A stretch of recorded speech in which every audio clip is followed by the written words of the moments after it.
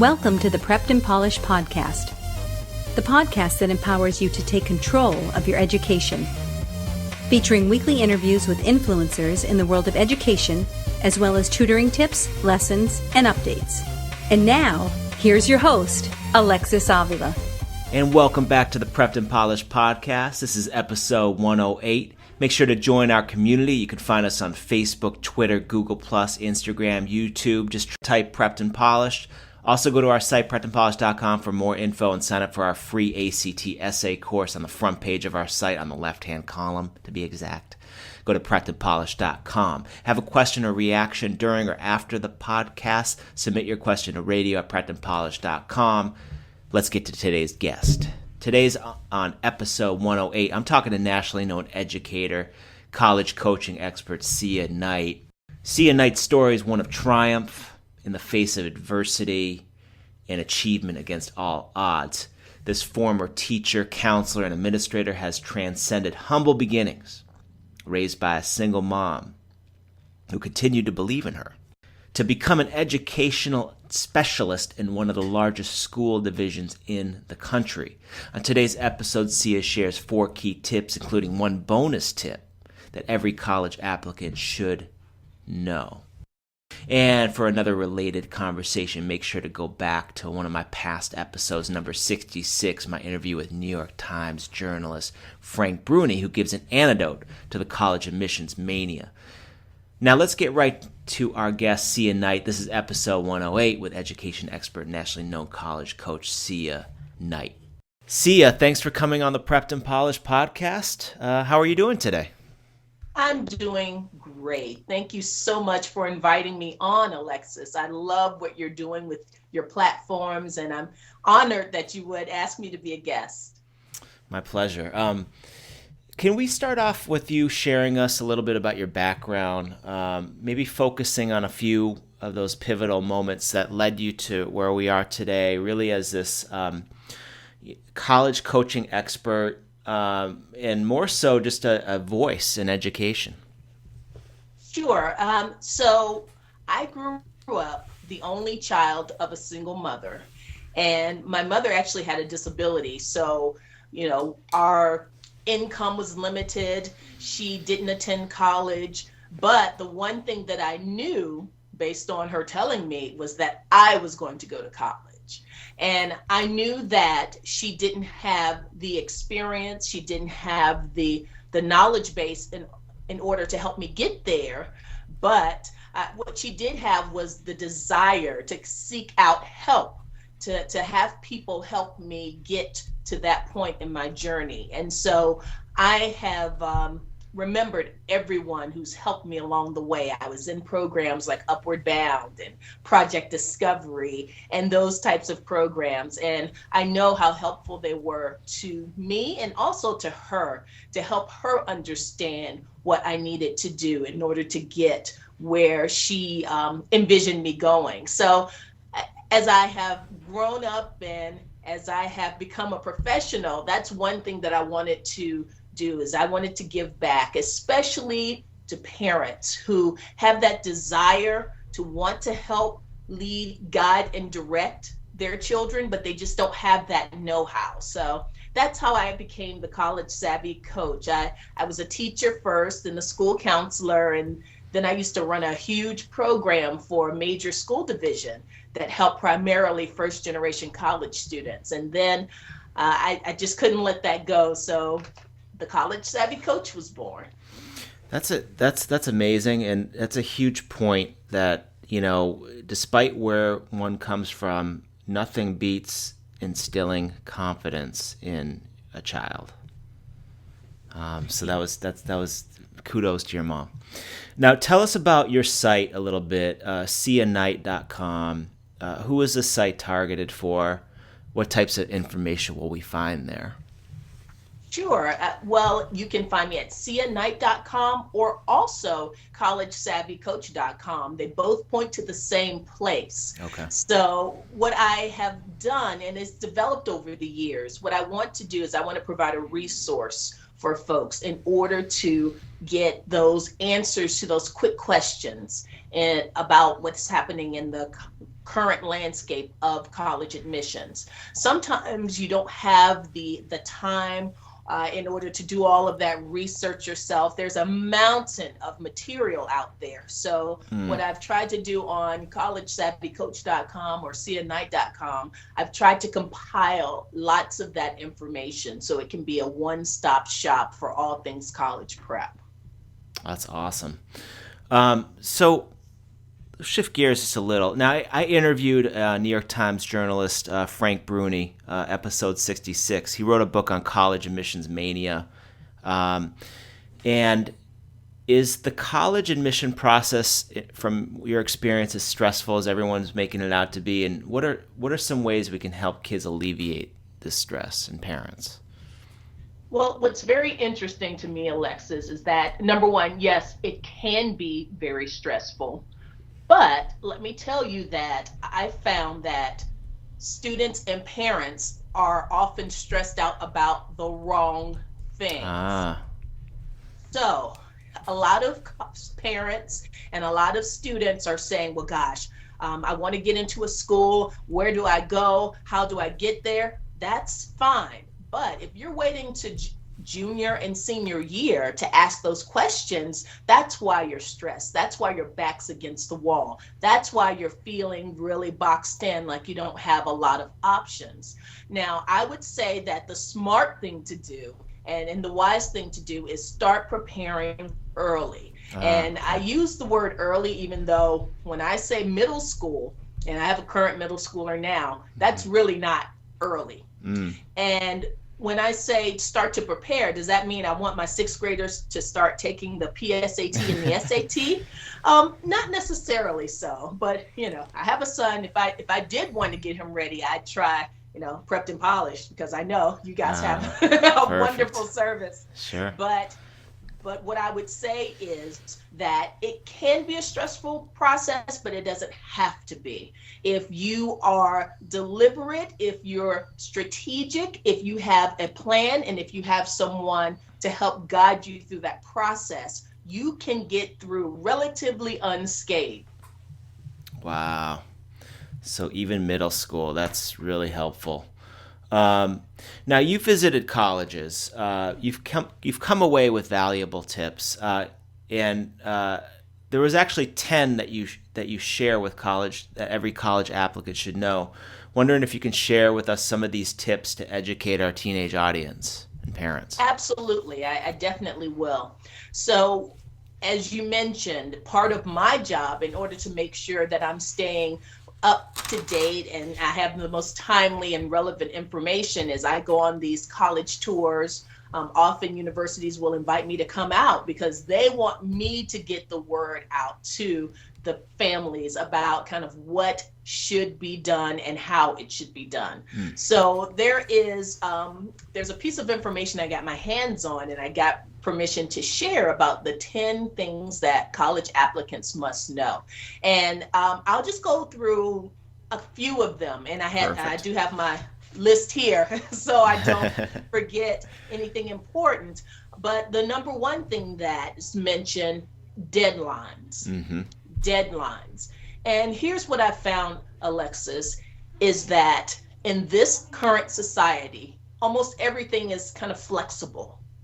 We have on-demand television. We can, choose how we want to do something, when we want to do something. So the whole idea of a hard and fast deadline is something that, especially our students, they're just not used to. Kind of like, really, when we say May 1st, it's really May 1st. It's not kind of like, hey, we got some wiggle room, the 5th is okay. So that's the number one rule, or the number one thing that college applicants must know. Just try your best to get all of the materials in on time, but definitely the heart of that college application that you submit, that's got to be on time, not late, not on time-ish. But deadlines are very, very important. And make sure you're paying very close attention to those deadlines, because one thing I talk about is the fact that a college admissions deadline could be, let's say, January 1, but the priority deadline for institutional based aid might have been December 15th. Oh. So you have to pay very, very close attention to those deadline dates. So Wow. that was one thing. And another thing, and I'm going to kind of condense some of these, but another thing that I felt was very important that I learned on that trip, and that the college folks kind of really emphasize, is that make sure that you're using the name that's on your social security card. If you have a social security card or whatever your legal documentation is, make sure you're using that name on everything, on the application, on the your test scores, on when you send your transcript. And that's usually not a problem because your high school usually tends to send your transcript. Right. But make sure that you're using your quote unquote official name, because what happens is that's how materials get lost. Because some people would say, well, here's my legal name, but then, my family calls me this, and at school they know me as this, and that causes a whole lot of confusion.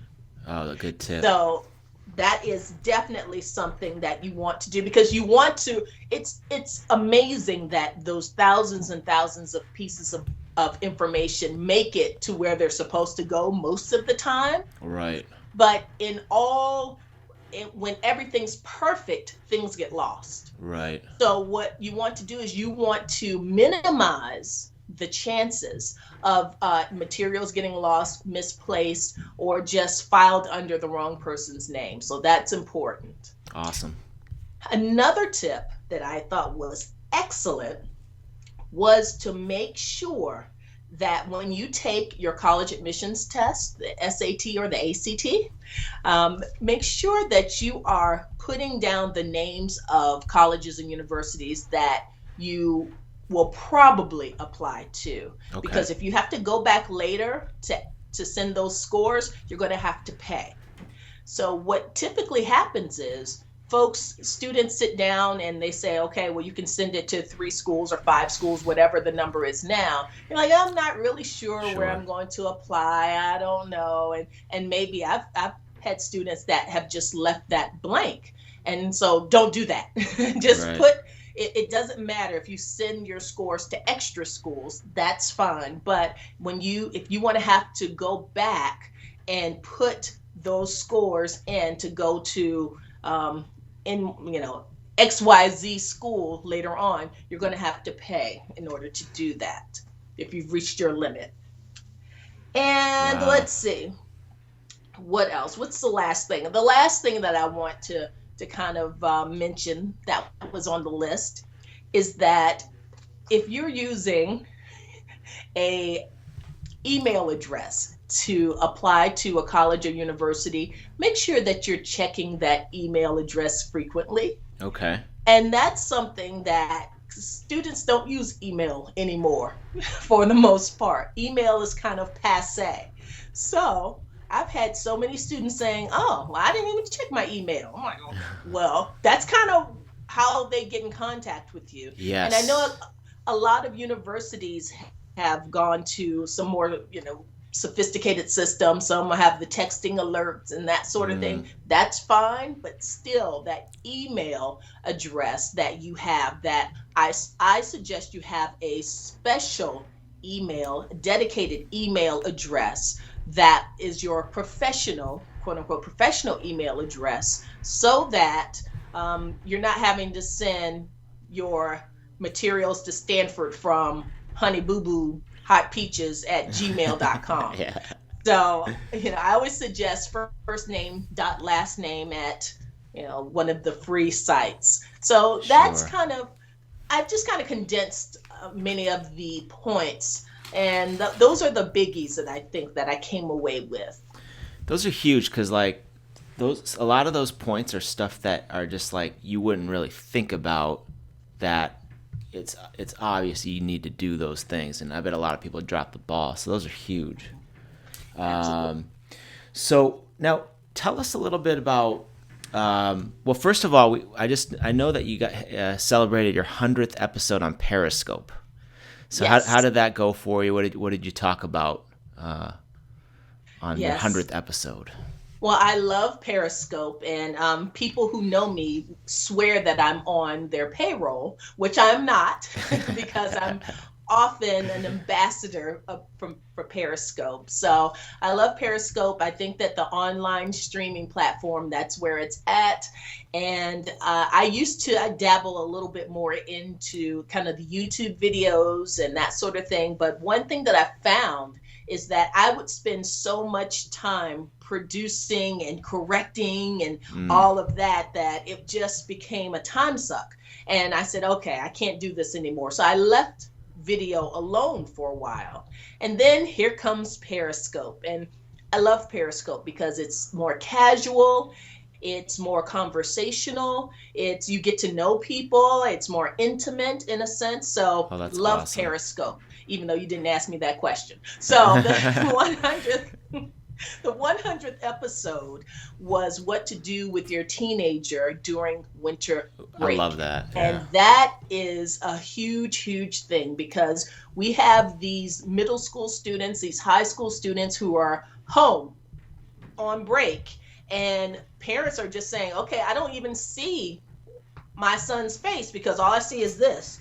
I know what the top of his head looks like very well. But his face, I don't know. No. Is he growing facial hair? What's going on? So I gave some examples of things that you could have your student do or your child to do that will help prepare them for college down the road. So, for instance, I said, if you have a middle school student, let's say you're visiting relatives, have your middle school student kind of interview 3 people casually. Interview 3 people and ask them about their jobs. Ask them kind of how much college they had to have in order to get that particular job. And do they like their job? So that's a nice kind of way to gather information, as well as try to get your child a little bit more social, because a lot of our students, because of the devices, they're just not used to that face-to-face interaction. So give them an assignment, give them something to do. So that's one example of what I talked about on my 100th Periscope episode. That's awesome. And when you get your middle school child to go on an assignment like that, I'm sure you don't necessarily need to bribe them, right? Like, you don't have to say, I'm going to give you some money or candy to do that. How do you instill that desire in them to pursue that task? Right. That's a great question, because I am surprised on an almost daily basis when I work with parents who just are flabbergasted, or they're kind of lost in terms of being able to ask their student to do something or ask their child to do this. I'm like, well, you are the parent, so I would say that that's probably something that you can require. But when it comes to this particular assignment, it's not something that, if you don't have that type of relationship with your child, that out of the blue you can say, hey, guess what, boy, this is what you're going to do when you go to grandma's house, do this. So you really should start having a conversation when your child's in middle school, before them in elementary school, college. And speaking about college, speaking about careers, that should be something that's on your everyday kind of really kind of a regular part of conversation. So I have a middle schooler, and I'm going to ask him to complete this task. And if all else fails, you know what? It's the holiday season. So I don't know if it's Christmas for some people, if it's Hanukkah, even though I think Hanukkah's over, so you can't withhold the Hanukkah gifts. Kwanzaa, but just, it depends on how you present it. And if you present it in a way, you don't necessarily want to have them do a full PowerPoint presentation on what they learned. But if you're traveling, say, listen, this is what we're going to talk about on the way home. So I want you to have this ready, and no electronics until you get this done. Perfect. That's great. So what types of exciting projects are you working on now? Oh my heavens. Listen. But what are you not working on now? I know, I'm working on lots of things. So this is upside down. The most recent thing, and for those of you all who are listeners, you can, let me say that I have my College Savvy Academy. So it's at bit.ly/College Savvy Academy. And what that is, it's a place where parents can go to get the foundational information about the college search process. What I have come across is that parents just don't know where to start. There's so much information out there. They're overwhelmed. Either they went to college about 20 years ago, or they didn't go to college, so they don't know kind of what that whole life and world and process is at all. So the College Savvy Academy, it's an online academy. It's self-paced. There are 3 modules. The first one talks about the great college admissions formula, and it's the 5 factors that help to set you apart in college admissions. So GRADE stands for grades, recommendations, extracurricular activities, your avatar or your online presence, and your testing, college admissions testing. So that's the first module. So that's action-packed. The second module talks about how to round out your academic profile. So I talk a little bit deeper about the activities, how to choose them, how involved to get, how many is too many, how few is too few. And I'll talk also about getting great recommendations. Is it a good idea to ask your soccer coach for a recommendation, or who should you ask if they give you a choice between your teacher or your counselor? I talk about things like that. And then the third module, I talk about paying for it all. So I give some real basic information about kind of, the loans, the grants, scholarships, and the fact that we want free money. Free money is where it's at. And I talk a little bit about kind of how to start laying the foundation and laying the groundwork so that your child can be attractive to scholarship committees. So that's the latest. That's my latest baby, the College Savvy Academy, and I'm really excited about that. And that just rolled out last month.